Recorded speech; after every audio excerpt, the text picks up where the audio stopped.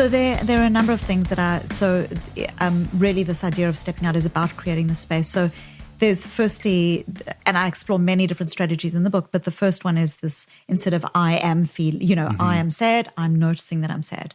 Labeling your emotions. What are two other emotions that I might be feeling? Writing, very, very powerful. There's incredibly valuable research showing that through writing, through putting things into language, you start generating greater levels of insight. And this writing is not about ruminating or dwelling. It's about trying to understand. Perspective taking, fascinating when you're working with people, and I don't work clinically anymore. I work often with individuals who are running companies, and it's fascinating when someone is stuck and they say to themselves something like, there's no ways I'll be able to shift my career, or there's no ways we're going to have success on this project, or so we're stuck in a story.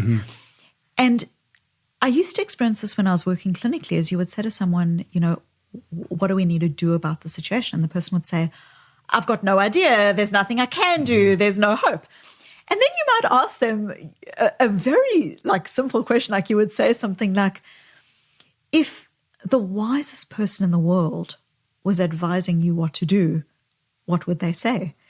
And suddenly this person who's now starting to physically, mentally look at things from a different perspective, now the wise person says, oh, well, they would tell me that I should do this and this and this and this and this and this and this. So they already know the answer. It's fascinating, but often when we are stuck, we're stuck in our first person perspective.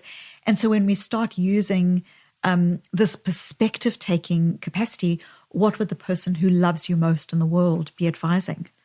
We start being able to shift this. In therapy, when I was working as a therapist, we'd often do this physically, which sounds kind of bizarre, but it's very helpful, as we would actually sit two chairs next to each other and we would ask the person to move physically from one chair to the next, having a conversation with themselves. So the person who's stuck and the wise person. And it sounds, but what's just incredible is it starts to create a palpable shift. Another thing that I would say is, often when we stuck, we talk to ourselves in the first person. So we'll say something like, I'm stuck. I don't know what to do. I don't know what to do. Try shifting where you say, so Susie, what do you think you should do right now about the situation?